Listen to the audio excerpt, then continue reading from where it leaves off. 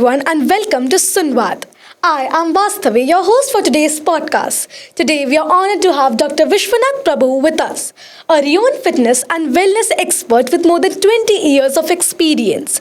He is a former Reebok Global Master Trainer, the Dean of Exercise Science Academy under American College of Sports Medicine India, and the founder of Movement with Dog. Through his work as an educator, speaker, and author, he has inspired many people to understand the power of movements and live healthier lives. Today, we will be learning about his journey, his achievements, and his insights on fitness and well being. So, without further ado, let's begin the conversation. Sure. So, sir, do I have the permission to start? Sure. Okay, so the first question is, sir, could you take us through your journey and share what first inspired you to enter the world of fitness and well-being? Well, I would like to kind of put a little bit of an adjustment around over here, or a correction. Technically, I wouldn't say it's fitness. Fitness is predominantly a big umbrella of wellness that it started. Being a doctor, it was not just enough for me. I wanted to get in more to understand how do I reach a human to change his life. And I realized very early on my journey that it is not medicine. It has to be something way more than that. And that's what led me to become a movement specialist. So my technical job is to study movement. And today I'm at a stage where I can confidently say that it's movement that actually empowers a human being. So that's where we are. That was a very inspiring answer indeed. So, sir, let's move on to the next question. Sure. Over your 20 plus years in this field, what experiences of movements have shaped your philosophy about movement and healthy living? The biggest takeaway that I've got, which is currently that I am working on to spread with people, is our movement is actually influencing our brain. So if we are talking about brain health, or if we're talking about simple at your level to become academically bright, and if you think just about hamming your poetry or your phrases or your lines is something very intelligent and smart, I would like to stop there, and I would like you to tell you that the actual brain work and mechanism starts from movement and is from movement. So if you want to become more academically bright, the start is to move. That's where it starts. So the brain influence, which will influence your academics. So if you want to influence your brain, the tool that you have in your pocket is movement. I guess we all should imply this in our life. Can I move on to the next question? Yeah, lovely. Yep. You founded Movement with Dog. What was the idea behind creating this platform, and how has it helped people connect with fitness in meaningful ways? Well, Movement with Dog was actually very organic. Since movement is something naturally that came out of my academics and the urge to reach out to a human, I eventually formed a tagline which says, "Motion is the new lotion. Keep applying that all the time." And that's what is needed today.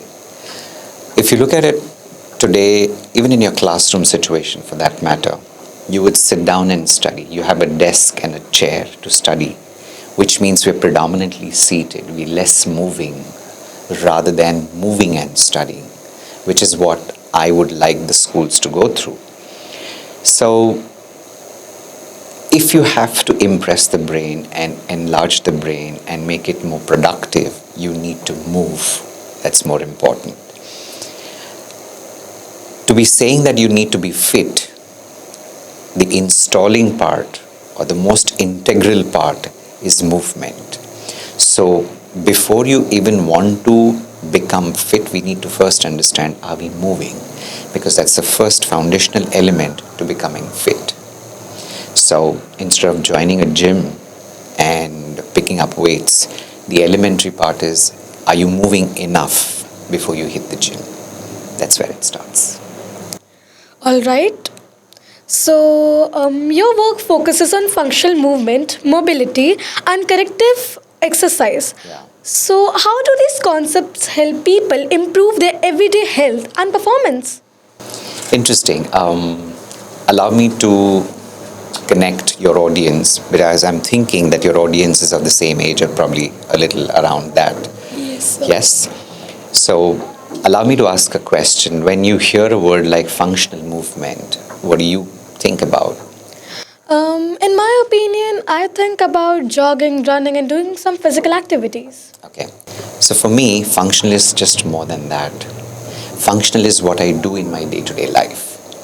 Running, jogging is an acquired skill. You start developing them, right? Something that you would get up from your table and you would kind of get into your classroom, probably pick up your bags, fold your clothes. These are all functional movement. You need to get better at this one without having the ooh ah ouch syndrome, or you don't want to feel lethargic and tired at the end of the day, or maybe next day morning when you want to get up and get ready for school. You don't want to be lying in your bed like, no, can I sleep for 10 more minutes? Can I sleep for 15 more minutes? The enthusiasm to get up and go to school, that's what is all functional movement all about, rather than making you run for like the next 20 minutes and you can achieve that in the less than 20 minutes, etc., etc.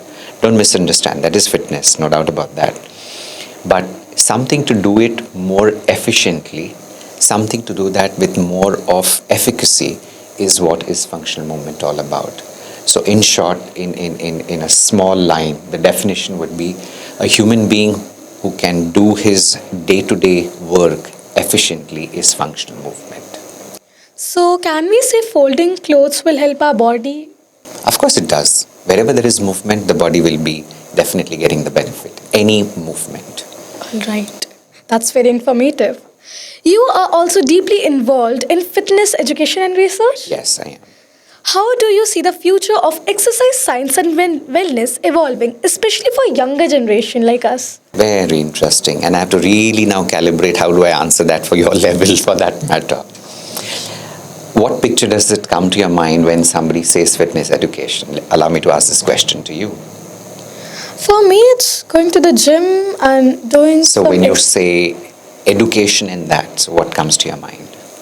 PE. Okay, so the scene that you gave, that you go to a gym, what happens in the gym? We pick up lifts and we do some exercises. We walk onto the treadmill. Correct? All right, okay. So when have you typically seen somebody lying down on a bench and pushing those weights and coming back? Yes, sir. Yeah, which is called as a typical chest press. Not very many people will know. There's a lot of science that works around over there. For example, there is biophysics involved, as in how does gravity work on the body? Why do you need to push weights? What is the correlation of pushing weights with the strength in your body, especially at a muscular or a microscopic level? How does the brain respond to all of this? Why does strength have to be a very strong element of fitness? Or why do people say I am strong? What is the definition of being strong? What is the correlation of the brain to being strong? So there's a lot of science to all of this. Gone are the days when people would just hit the gym and complete the set of exercises or the number of reps that is needed. But today there's a lot of science out there. Why should you do it? How should you do it? How many should you do it? And what you should not be doing. That's the education that actually excites me to spread around, and that's what education is. But also in a nutshell, there are various different subjects if that interests you.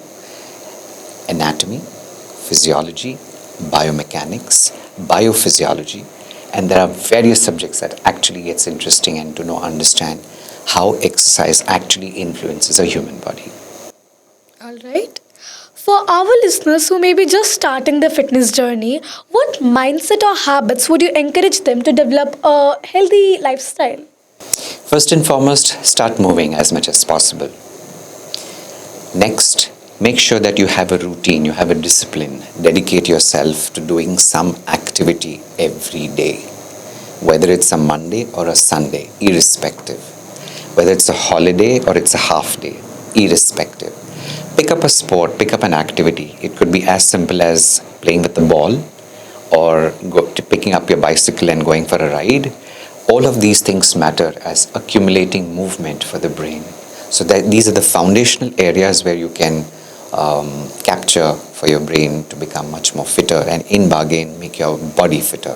So discipline is the key word. The next part would be having consistency. That's more important.